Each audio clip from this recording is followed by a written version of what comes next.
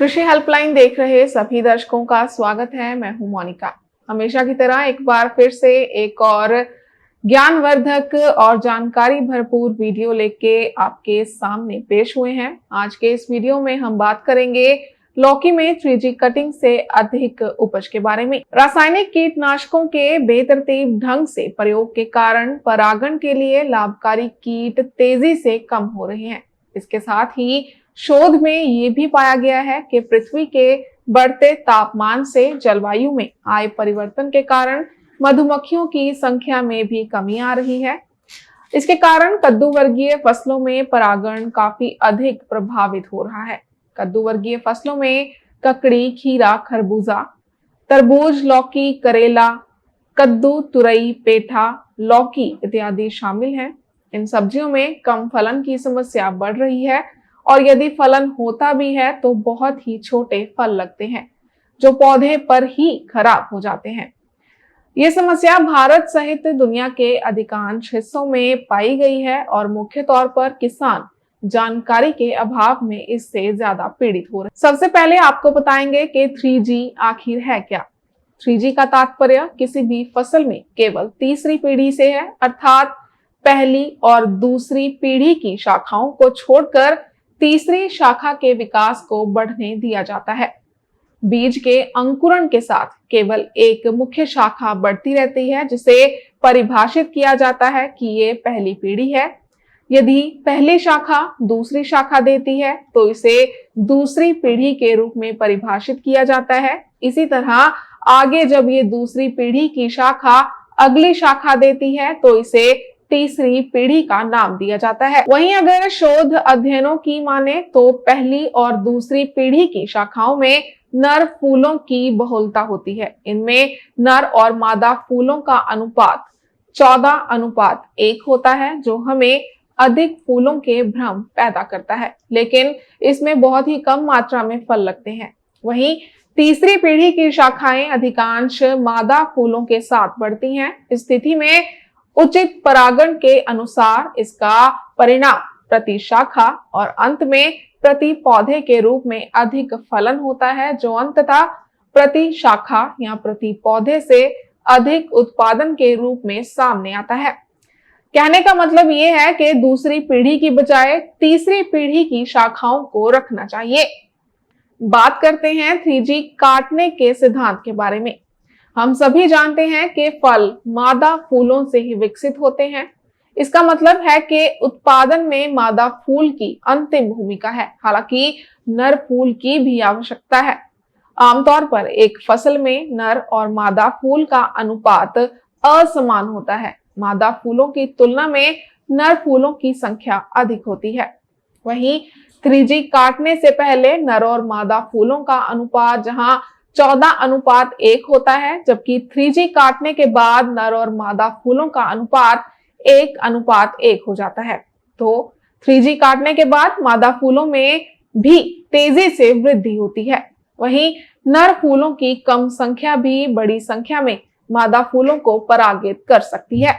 बात की जाए 3G कटिंग के चरणों की तो शुरुआत में बोए गए बीज से बढ़ने वाले मुख्य शाखा को सावधानी के साथ बढ़ने दिया जाता है। मुख्य शाखा लगभग 5 से 6 फीट की ऊंचाई तक पहुंचने के बाद पौधे के बढ़ते ऊपरी भाग को काट दिया जाता है। काटने के बाद यहां से दूसरी शाखा के विकास को बढ़ावा देते हैं। इसके बाद तीसरी पीढ़ी की शाखा को पोषक तत्वों के निषेचन के साथ बढ़ने की अनुमति दी जानी चाहिए। इससे पौधों में मादा फूलों की संख्या भारी मात्रा में होगी और इससे फलन दुगना या तिगुना भी हो सकता है। 3G काटने का उद्देश्य ये है कि पौधों में नर और मादा फूलों के उचित अनुपात को बनाए रखना, जिससे कि अधिकतम उत्पादन लिया जा सके। 3G काटने के लिए कुछ अनुकूल पौधे हैं जो कद्दू वर्गीय परिवार में लोकप्रिय है। ये अन्य फसलों में भी जा सकती है, पर यहाँ उन फसलों की बात करेंगे जिनमें 3G काटना सफल पाया गया है।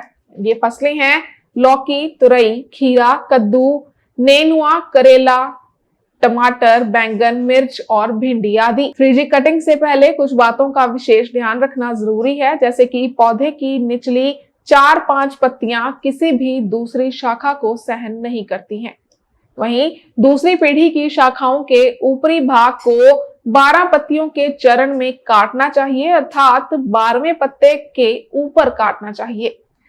वहीं जब पौधे की ऊंचाई 5 या 6 फीट तक पहुंच जाए तो मुख्य शाखा वाले भाग को काट देना चाहिए। 3G काटने के दौरान मिट्टी सूखी नहीं होनी चाहिए, इसमें उचित नमी होनी चाहिए। इसके साथ ही पौधों को उचित धूप में रखें, पौधों को बराबर छांटें ताकि ये झाड़ीदार ना हो, क्योंकि यदि पौधा झाड़ीदार हो गया तो सूर्य का प्रकाश पौधे में प्रवेश नहीं कर पाएगा और इससे फल छोटे हो जाएंगे। बात करेंगे लौकी में 3G काटने की प्रक्रिया के बारे में। सबसे पहले आपको फसल को बढ़ने देना चाहिए, इससे लगभग 5-6 फीट की ऊंचाई तक बढ़ने दें। यदि इस ऊंचाई तक कोई भी शाखा विकसित होती है तो आपको इसे बाहर निकाल देना चाहिए।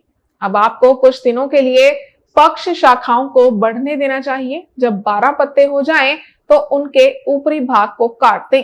इसके साथ ही इस बात का भी ध्यान रखें कि 12 पत्ते के बाद काटने का कारण ये है कि ज्यादातर मादा फूल 12 पत्ते तक विकसित होते हैं। अंत में कटी हुई शाखाओं के कुछ दिनों के बाद तीसरी पीढ़ी की शाखाएं दूसरी पीढ़ी की शाखाओं से विकसित होती हैं। ये तीसरी पीढ़ी की शाखाएं मादा फूल को विकसित करती हैं। इसके साथ ही आपको बता देते हैं कि 3G कटिंग का प्रारूप कैसा हो। पौधे में बड़ी संख्या में मादा फूल होते हैं और उनमें नर फूल भी होते हैं, इसके कारण उत्पादन बढ़ जाता है। इसी प्रकार की फसलें यदि कोई अपनी छत पर उगाता है तो उसे जांच करनी चाहिए कि परागण हुआ है या नहीं।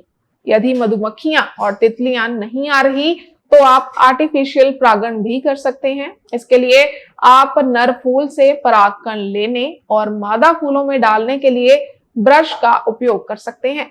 अब जैसे हर क्रिया के लाभ होते हैं तो उसी क्रिया के कुछ नुकसान भी हो सकते हैं। लाभ हमेशा नकारात्मक पहलुओं से जुड़े होते हैं जिन्हें नुकसान के रूप में परिभाषित किया जा सकता है। यह तकनीक किसानों के लिए कुछ नकारात्मक पहलुओं को भी साथ ला सकती है, जैसे कि 3G कटिंग के लिए अच्छी तकनीक की ज्ञान की आवश्यकता है, अन्यथा इससे नुकसान हो सकता है। वहीं उस हिस्से में रोग और कवक संक्रमण की आशंका भी हो सकती है।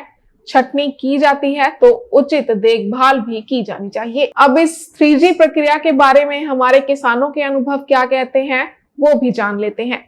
3G कटिंग से किसी भी प्रकार का कोई नुकसान नहीं होता।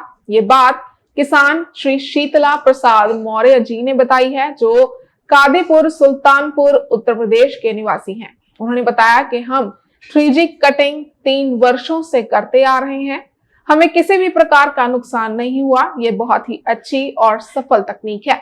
इस वीडियो में अब जानिए 3G कटिंग से होने वाले लाभों के बारे में। 3G कटिंग बहुत ही नवीन तकनीक है, इसे कद्दू वर्गीय फसलों में अपनाते हैं। ये तकनीक लाभ के जरिए से किसानों के लिए बहुत ही फायदेमंद और उपयोगी है। 3G कटिंग तकनीक के कुछ आशाजनक लाभ भी हैं, जैसे इससे उपज बढ़ाने में मदद मिलती है। 3G कटिंग से प्रति पौधे पर मादा फूलों की संख्या अधिक हो जाती है और इससे फलन की मात्रा भी बढ़ जाती है। इस तकनीक से अपने उत्पादन को बड़े पैमाने पर बढ़ाया जा सकता है, वहीं फल भी गुणवत्ता वाले होते हैं। इस तकनीक को अपनाने वाले किसानों को जमीन के एक ही टुकड़े से अधिक आय होती है। ये लौकी, खरबूजे, कद्दू, ककड़ी के पौधों के उचित प्रशिक्षण में मदद करता है ताकि प्रत्येक बेल प्रकाश संश्लेषण और पौधों के विकास के लिए आवश्यक सूर्य के प्रकाश की आनुपातिक मात्रा प्राप्त कर सके। इसके साथ ही आज की ये वीडियो यहीं पर समाप्त करते हैं। किसी और नए विषय के साथ और नई जानकारी के साथ एक बार फिर से आपसे मुलाकात होगी। तब तक के लिए आप बने रहें कृषि हेल्पलाइन चैनल के साथ और ऐसी ही नई नई वीडियोस देखने के लिए सब्सक्राइब करें हमारा चैनल कृषि हेल्पलाइन।